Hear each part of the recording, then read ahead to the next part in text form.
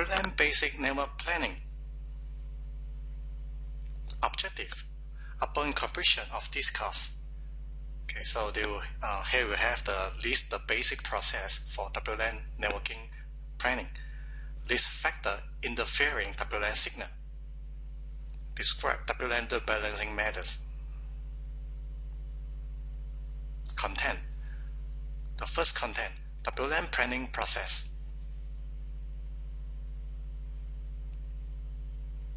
Development process. So starting on the top here, it's a specified requirement. Okay, so this is one will be the first step we will require to do. And the next one will go to the conduct on-site survey. So we have to go to the area there and do some site survey. Then after the site survey, make the development plan. So then we try to pass the development plan, okay, and match to somebody else, okay, to confirm it. Is it the plan is approved? If the plan is rejected, then you might need to replan your the planning again, okay, until it's approved. So once it's approved, now we can process to the installation, the device installation. After fully installation all the devices, okay, already deploy all the controller, the AP, the switch, the cabling, everything is already done. So now we can try to do some the acceptance test. So after every test is already done, so you see the project is accepted. So when everything is done, then we can complete the project. So this is all the entire roadmap.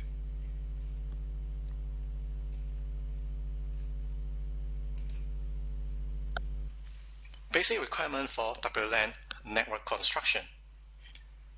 So include the area and deployment method. So we have to focus and understand what is the application, the scenario. Field strength requirement. Okay, how strong of the signal strength minimum and the maximum is required. The networking mode. So right now on the architecture, the networking design, they require the connection is using the layer 2 or layer 3. The forwarding mode, is it in the direct forwarding or they prefer the tunnel forwarding. Then the follow-up have the power distribution mode. So this more is using for the AP. So is it the AP got the PoE support? If yes, we can use using the normal LAN cable to connect them through from the PoE switch, or else you might need to figure another way to solve this problem. Then the last one, it will be the bandwidth requirement. So what is the bandwidth required for every single SSID?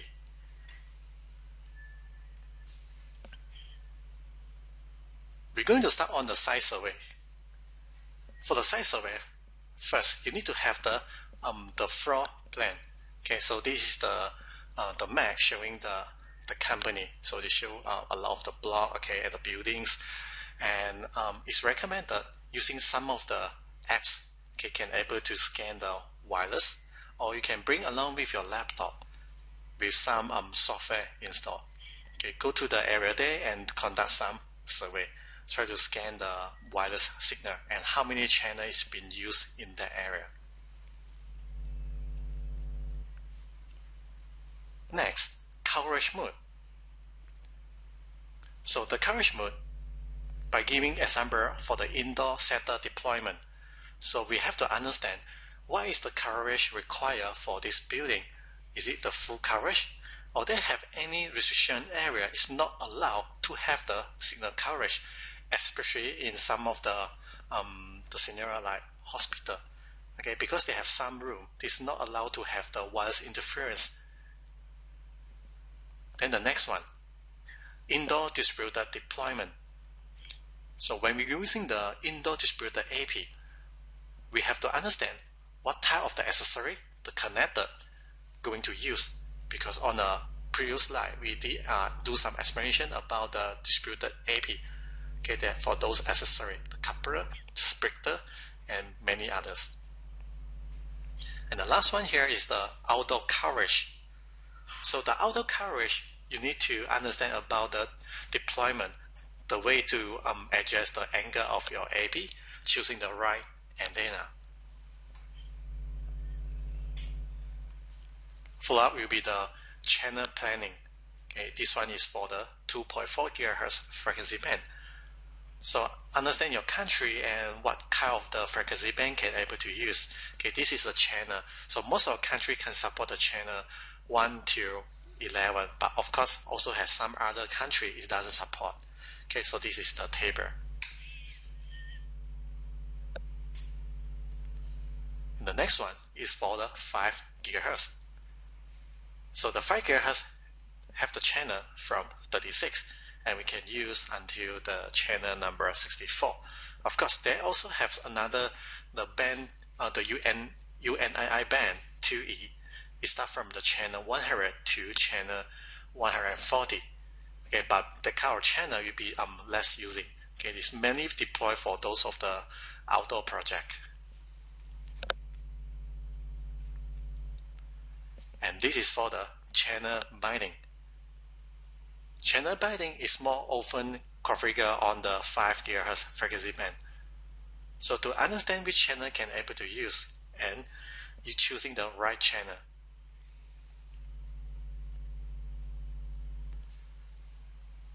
When installing the indoor setter AP, so when too many AP deploy and there's a lot of the overlapping happening in the same floor, so we need to consider about those of the channel selections. Okay, because sometimes of the auto channel selection, it doesn't run very well. So sometimes you have a lot of the same channel occur in the area. So to prevent this happen, so you can try to do the manual way, changing the channel. So, and those is the overlapping channel is recommended to use 1, 6, and 11. Then the next one is for the 5 GHz. And this one is for the building. When the company, they have several floors, it's not just one floor. Okay, they have around like 7 floors right here. This is the example. So to minimize the cross-floor interference, so you need to consider about the upper floor interference and also the down floor interference. The two places you also have to do some scanning. Okay, understand about the channel allowed to use. Try to using the least crowded channel become your on channel. And this one is for the channel planning for outdoor APs. When the outdoor AP using the omnidirection antenna, so that means this is the omnidirection, 360-degree coverage. Plan the channel according to the plan for installing indoor setter APs. When the outdoor AP use directional antenna, plan the channel in combination with the area direction to prevent interference between AP at the same frequency in the same overlap. So the example right here is showing one AP with one antenna. Of course, when there's only one AP and one antenna, you can select any channel that you want. Okay, now they have one AP with two antenna. So one AP with two antenna is still fine because those signal strength is broadcast come from the same AP. So anything they broadcast from the same AP, basically they have no interference. Okay, it will be safe. Then the next one, when they have two AP with four antenna. Okay, so this one is actually mean they have two AP. So I have AP1, okay, and then I also have one more is the AP number 2. Two AP. So two AP, they actually come with the two antenna. So AP1, AP2. Okay, they actually deploy together at the same pole. Okay, this is the pole they stick together. And then they have the antenna. Okay, two antenna. And both of those antenna, right, is the omnidirection. So they cover the surrounding with a very wide area. So to prevent the interference, the AP number 1, these two antenna you can using the same channel. Okay, AP number 2 can using the same channel, but it's different channel than the AP number 1. So try to avoid the channel interference. Then the next one, 2 AP with 2 antenna. Each AP have only 1 antenna, so just make sure 2 AP using the two different channel, then you can able to avoid the interference. 3 AP with 3 antenna. Each AP with only 1 antenna. So every single channel you can use is 1, 6, and 11. Make sure they're using a different channel. For the 4 AP, 4 antenna. So understand about the channel. Okay, so they have no. They might have one of the AP will have the interference. Okay, because you have no other channel you can able to use. So you can try to choose either one of the channel. Okay, like example right now the deployment channel 1, channel 6, and they have 2 channel 11.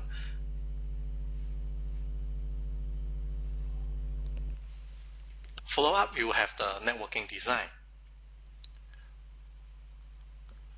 The networking design, okay, the first one they have direct forwarding in inline mode. This AC will have the uplink and also the downlink. The downlink is connected to the AP directly, or they connect through the switch, then link together with the AP. So right now the forwarding is using the direct forwarding. So to understanding the configuration of the VLAN and what type of the link type you have to choose. And the next one is called tunnel forwarding in the inline mode. So basically, the configuration is very similar compared to the previous one. The only difference is the user data right now will be sent through the tunnel here and go back to the AC.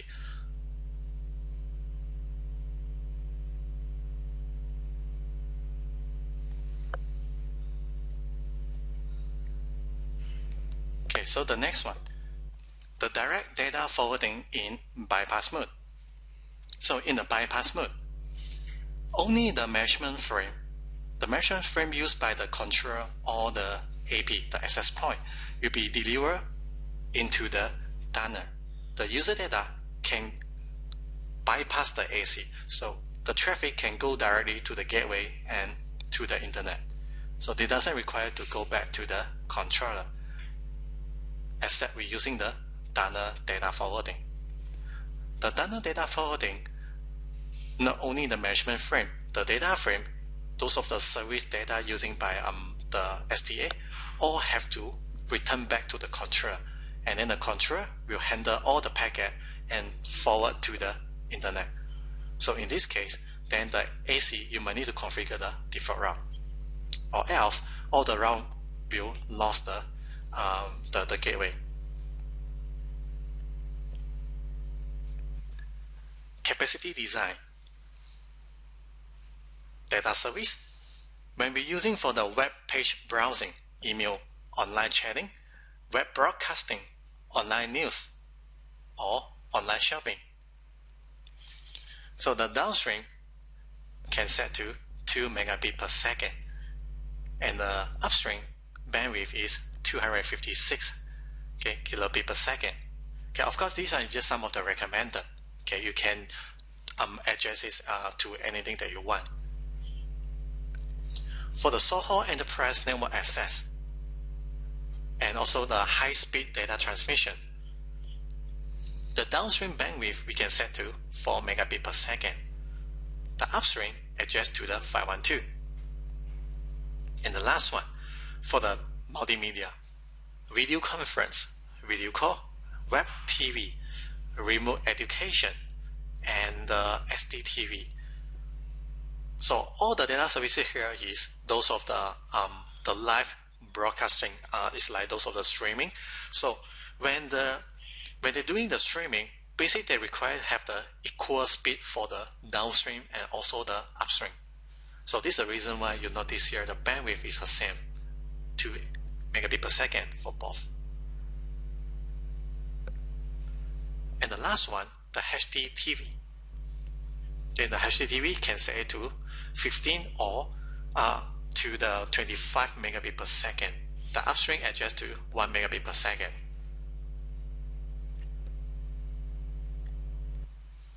One AP is sufficient to provide the signal coverage in common office.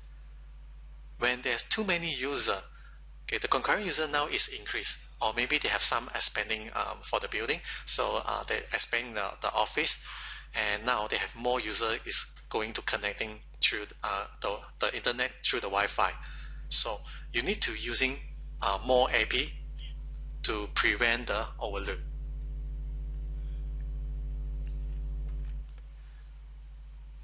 AP deployment position. So for the AP deployment, also have to concern about this problem. So when we deploy the AP, take note, when we put the AP right in front the door, okay, example, this one is the hotel building, okay, they have one room, okay, they have total of 6 rooms. The AP deploy right in front the 2 rooms here. So when they're doing this kind of the position, so the AP, the coverage will cover, okay, they can able to cover the room at the top and also below here, should be no problem. But when the signal is try to pass through to another room, so needing to go through 1 wall and 2 walls. So when the signal reach to the corner room, the signal strength may be decreased. It will be decreased. So for this kind of deployment, some of the room they might not able to get the very strong signal strength. Okay, so this is a problem here. To solving the problem, you have to using more AP. Like example, adding one more AP right here to cover the bright spot. So this one, they're going to cover those of the bright spot. Okay, cover here. So the way of deployment, we can try to adjust the AP. The AP put is just in between the 2 different rooms. Like example right here, because the signal strength can able to pass through 2 different rooms, we only go through 1 penetration, like this. It's just 1. So each room also have a very good signal coverage without using so many AP.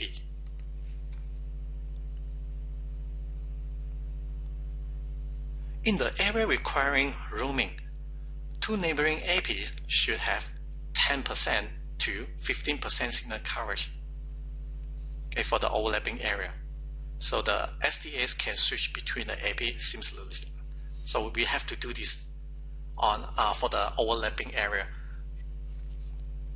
And if an AP is near to support column, okay, there will be the signal shadow behind the column. So actually it's behind the AP. They have some of the signal strength. Okay, they also have some the radios.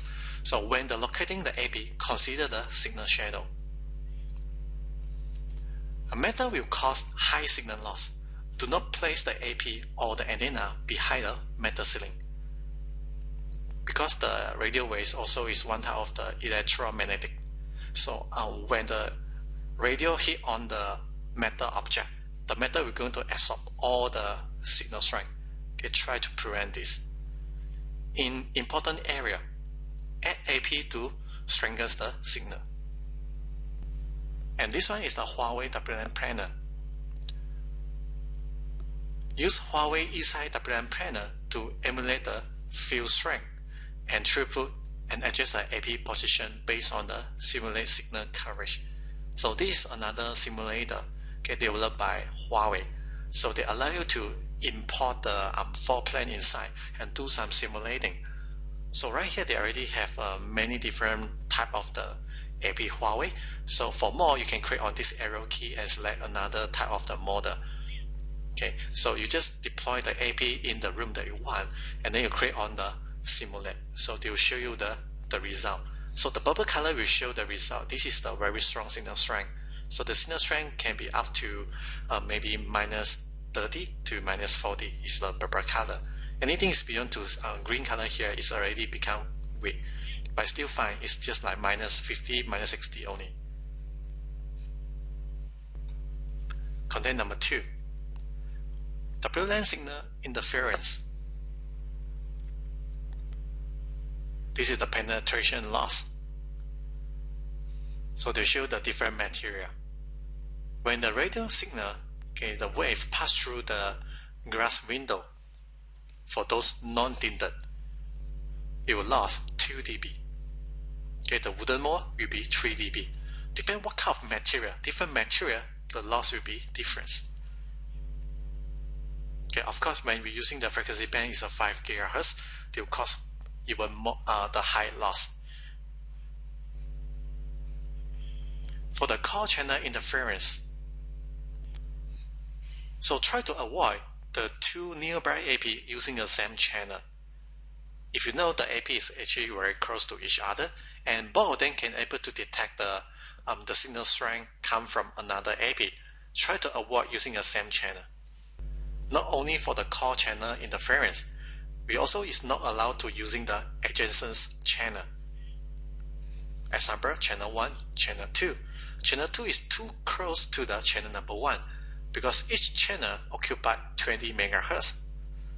And the channel number 2, they have around like 15 MHz will be overlapped to the channel number 1. So we are not recommended using the adjacent channel. Try to use channel 6 or channel 11. Other interference might come from the microwave oven, the colorless phone, and some other Bluetooth device, the wireless camera, and the router. Content number 3, load balancing methods. So currently the IEEE 802.11 does not provide the specification on load balancing. However, the following problem will occur due to lack of load balancing. Reduce WLAN efficiency and performance. This might happen. Increase the network congestion risk. The poor resource utilization. Huawei provided a series of advanced load balancing methods to prevent this problem. With these load balancing technologies, so you can make a full use of the wireless network. The basic principle here. The rooming will be triggered when the SDA now is already inside the overlapping area between the AP number 1 and AP number 2. So, and another one will be this. When we want to perform the rooming, you need to make sure the PC is in the coverage area on both side AP. Right now they have so many AP. The AP 1, 2, 3, 4, 5, and another AP, the PC SDA is located on the AP number 2. So if the AP doesn't inside the overlapping area, you can't able to perform any load balancing. Even we already enable load balancing, there's no effect on this scenario.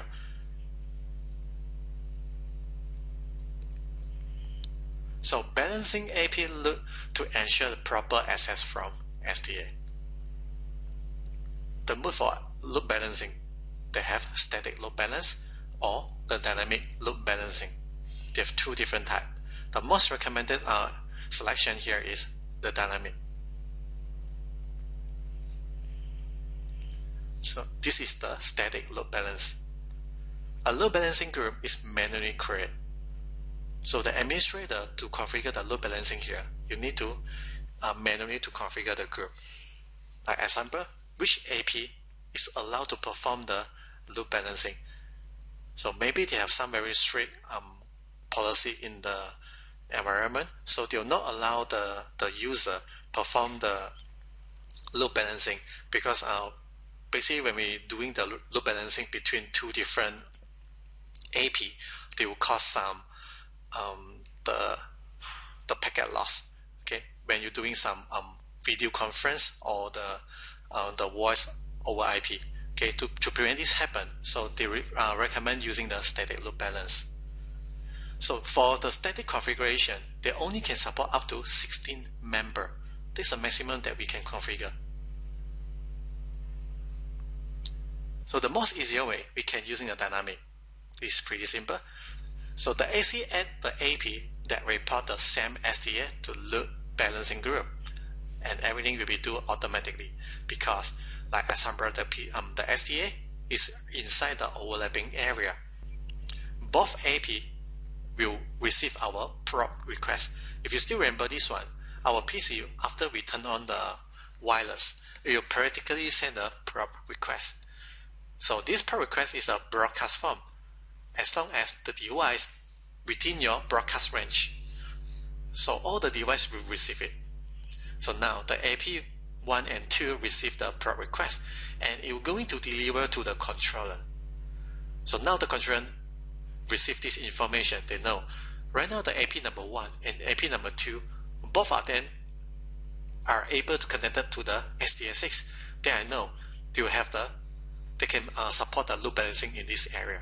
So the the controller here will automatically add these two AP into the load balancing group. Okay, summary. WLAN planning process. WLAN interference factor. And the last one is load balancing.